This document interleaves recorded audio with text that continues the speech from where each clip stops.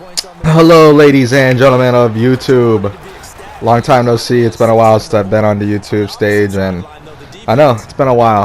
A lot's been going on with my life. Let's be real. I'm not really gonna sit here and talk about my boring life because I know most of you don't care. So I'm just gonna go ahead and get right into the video. This is gonna be a quick top 5 of my favorite games of the 2017. I feel like 2017 was a great year of gaming, and it needs to be, some video games need to be praised right now because I feel like they were one of the best games I've ever seen.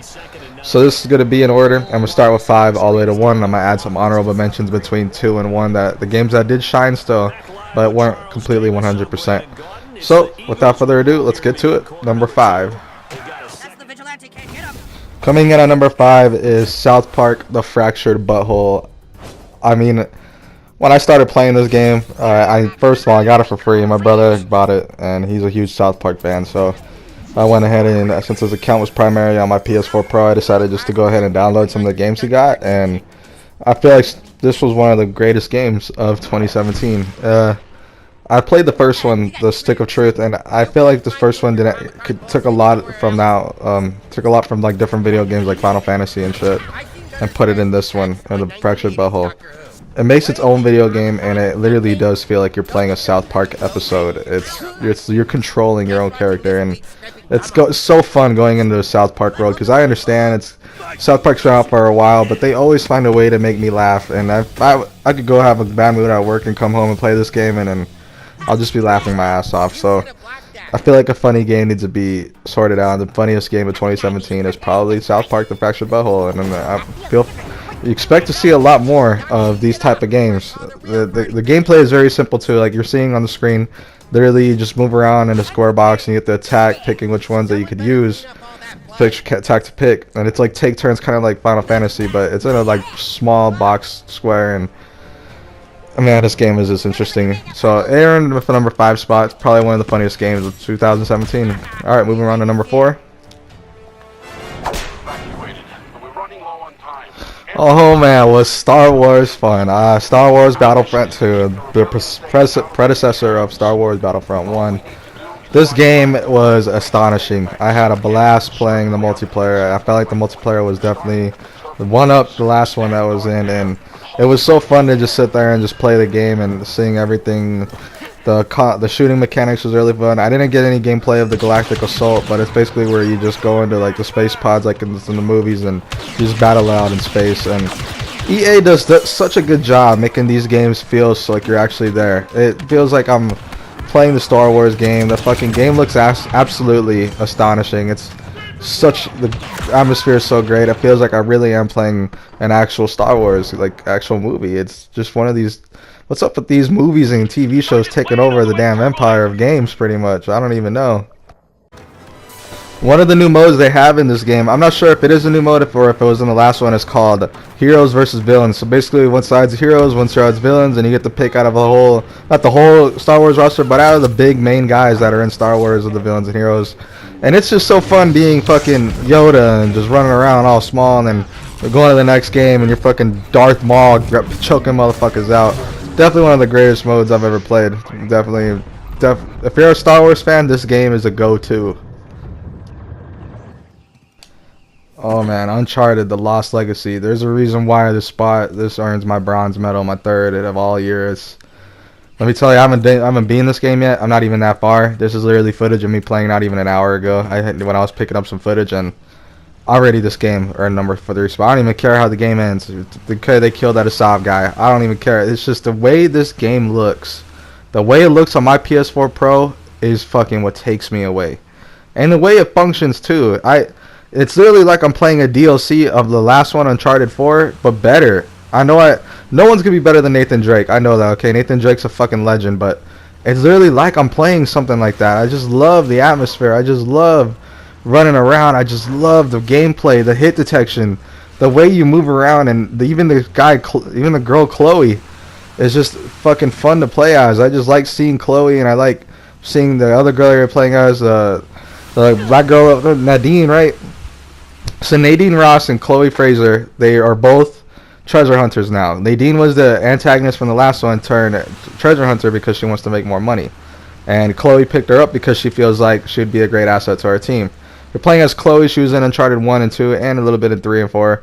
And I feel like she was really good, and you didn't really get a lot to know about Chloe in those other games. Yeah, she was there. You didn't really learn a lot about her. She was just kind of a side character.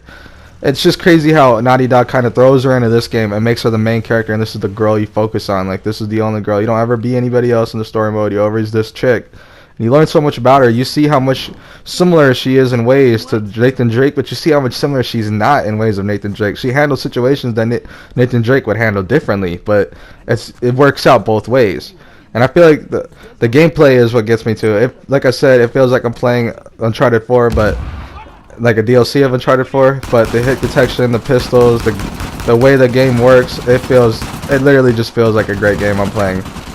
Definitely one of the great games out to date. The reason why I feel like it gets my bronze medal is because when I played Uncharted 4 a couple years ago when it came out, I got it the day it came out. And I love the game, and I just got this great sensation of the game. I beat the whole game in a day. I was just having a great time on Uncharted 4, and I just thought Uncharted 4 was a masterpiece. When I picked up this game a couple days ago, and I realized what I missed out on, I was kind of like, you know what? What the fuck was I missing out on? Why did I overlook this game? And I feel like that's why I gave this game a little bit more than I thought, is because after I thought about it for a while, I did realize how much this game was, how much Uncharted was, how much all these other video games make you feel like you're actually in control, you're actually having a good time. And it's not like you're playing an online game where you're playing with other people. You know, these AIs aren't dumb, but sometimes they are. And I feel like it feels like definitely a DLC from Uncharted 4, and I gotta recommend it to anyone that loves the Naughty Dog series. But after that, let's go to number 2. Because they didn't want you to. Coming into my silver spot is The Evil Within 2.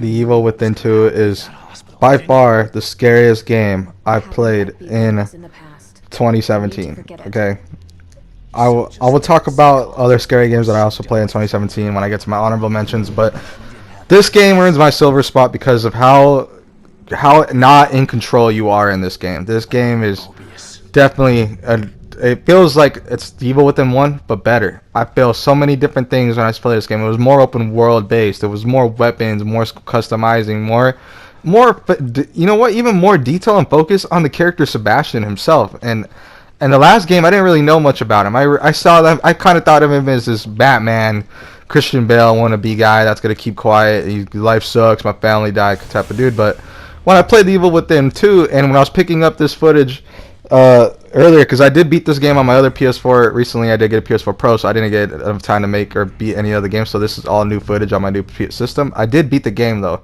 and I just remember by the end of the game when I beat it and I did all the crazy things, and he just got this. I saw the ending for this guy. I kind of was just like, you know what? I saw a lot more insight on this character. I saw more everything else, how everything else works out for this guy, and how much of a regular guy this guy is, but he turns into this character that basically saves his own ass, saves his brain, saves everything he's loved. And I saw so much of how personality-wise he was, how much not like Batman he is, how much he actually is a human being, him cracking jokes here and there, him making it feel like this, yeah, you're in this fucked up world, but shit, you know, I might as well make some fun out of it.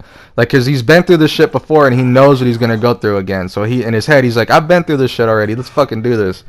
This game is pretty creepy, too. It's got pop-ups off the fucking yin-yang.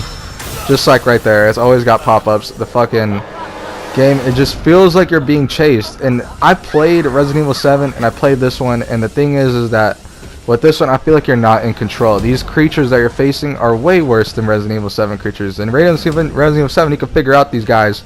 You can figure out how they move and where they're going. But these ones, fuck no, man. These creatures are doing jumping jacks and jukes off the yin yang. Like, what the fuck? Like, how am I gonna know where this guy's gonna go? And I just feel like you aren't in control. And I felt the same way when I played the first one. And when I played this one, it is kind of like the Evil Within 2. It is like the Evil Within 1. The only difference is that one, it's more open world, and that's always taken me away. I love open world based games, and I like the weapon customization. The detection's better, and I feel like the whole atmosphere of this whole place that you're in is even better than what it was before. It's better than this first one. I did say I was gonna make a review on it, but I'm not gonna make a review. It's too late for that. I might as well just do it in the top 5.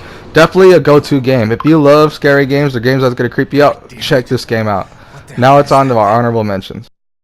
Before anyone talks shit, I don't have footage of the next 2 games I'm going to talk about, but I did play these 2 games. So I went on Fighter Z, which is another game I'm going to be reviewing soon, and I'm going to post it this weekend. So this Saturday, this game will be out of my review. But I went ahead and whooped this guy's ass, so you guys have footage of me playing that so I can talk about these next 2 games. So automatically I'm going to talk about Resident Evil 7 because Resident Evil 7 was one of the most games that was anticipated out of all year, and not gonna lie, I wasn't really impressed.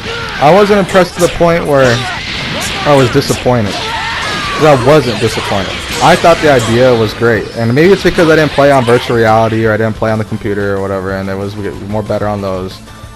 But it was different. It was definitely not what I was expecting. The AI was really predictable, and yeah, if it did get like a scary sensation, I get sketched out, but not too bad. I still was able to move around the whole game and like get close to the ending, you know, and it didn't feel like a Resident Evil 7 game to me, is what I'm trying to say. It was totally not even set in the Resident Evil world, in my opinion. Yeah, Chris Redfield came out at the end, but like, where the hell was he throughout the whole game?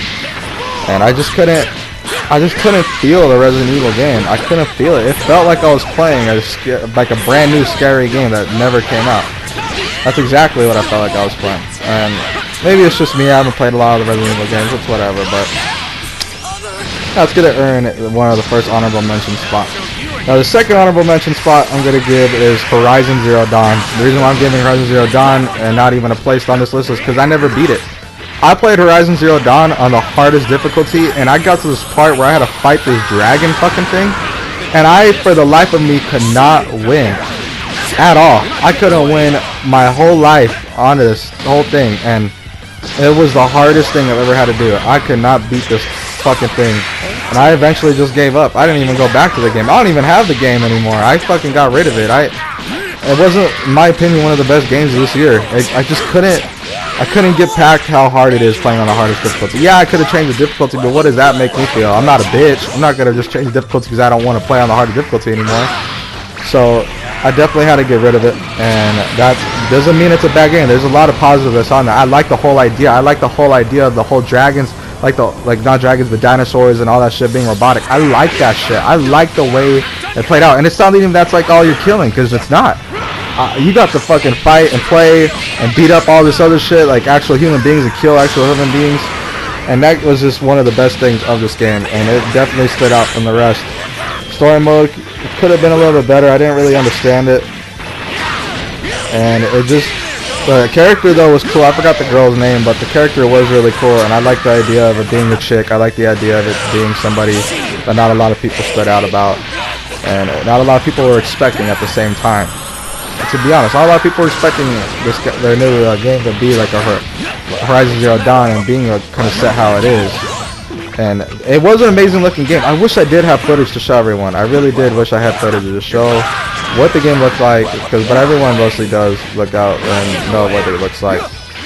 And yeah, that Horizon Zero Dawn was a great game, and I feel like it definitely stood up to the whole point of what it was. I wish I could put it on one of my medals, give it like it would have been silver or bronze, not gold, because I already got another game that's to be mentioned here in a minute. But that one's not gold. But it was not a bad game to stand out from. And yeah, it could have been better here and there. Don't get me wrong. Different things could have stood out, different tweaks could have worked out, and maybe I would have fixed it, but not too much. So we're going to get into the next honorable mentioned video game, and that's going to be Madden. Madden 18. We all know me, Reaping Chaos. I play Madden. There's Madden on my channel. There's Madden everywhere. I get it, okay? Madden 18 is not going to get a fucking spot. The reason why is because now it's got microtransactions. It is one of the most bullshittest, most pathetic things I have ever heard that actually have in a damn Madden game. Microtransactions. I wanted to play Draft Champions, and it wouldn't let me play Draft Champions online because I have to pay or like get enough coins, and it's hard to get coins for me. I have a life, guys. I got work. I got shit I gotta do. I can't just be sitting around playing games all day or grinding. There's different games I want to play. Madden 17, you could just play unranked Draft Champions, not even no problem. You know, you can't do that in this one. And yeah, you could play a friend, and it's still free, but I like playing with other people online. I don't got a lot of friends. I'm a fucking loser, so. Not gonna lie, I wasn't really impressed with this year's Madden. It did add 3 new spots, and I mean, 3 new categories of modes it has. It's if I believe so correctly, it's arcade, simulation, and competitive. And all those different things stand out from one another. They do different things when you're playing the game. But at the same time, I just can't add Madden into my list. It's got some good things about it though, and I'm going to talk about that here in a sec. Madden 18 isn't a whole bad game. It has a lot of problems with it, and it's definitely not earning a #1 spot, but there was a lot of good things I do remember about this when this first came out. They did have long shot mode, and I went back and I just played long shot mode, and I got a few into it so I could see about it. Long shot mode was very fun, and I did have a lot of good time playing long shot mode because you get to create your own, do your own situation, and you get to actually play as a quarterback and make your own thing. And you don't get to make your own character, but you play as Devin Wade and his friend Colt Cruz or whatever. And it was very interesting of how these guys made that, and it felt like actually trying to get these guys to the pros. And it really, I gotta hand EA that. I gotta give them applause on that because they didn't do that last Madden, and in the other few Maddens they didn't have a story mode. And I feel like this is a brand new start for a new Madden. Maybe in future Madden 19 or whatever, we'll have a story mode that's more paced or multiplayer based. But that's pretty much it. Now, the other honorable mention video game, and I'm pretty sure this is the last one, is going to be Call of Duty World War II. Call of Duty World War II is another Call of Duty to me. Yeah, it stood out. It was more boots on the ground, but I just didn't fuck with this one. This one was more just to play when I have nothing else to play. And I could give it more boots on the ground, and it went back to old times, but that doesn't really mean anything to me. So now here we go with the #1 game of 2017. And that game is Fortnite. Oh man, is everyone and their baby mamas talking about this game? That's all I've been hearing is Fortnite this, Fortnite that, Fortnite everything. I did do a game review on this game not too long ago, about last year when it first came out, and I didn't expect this game to get first on my list. I started to get back into this game when everyone else started playing and it got popular, and I definitely don't regret my choices. Man, this game is definitely one to play. It takes the whole Battle Royale new genre of video games and puts it in one. Puts it in a nice, educated, cartoon-based looking game. And you know, Battle Royale games have been out forever. Fucking H1Z1, DayZ, PUBG. You know, they've been out forever. So no, this isn't anything new, but it does stand out. This is the first one where you get to build shit and actually create and craft stuff like Minecraft.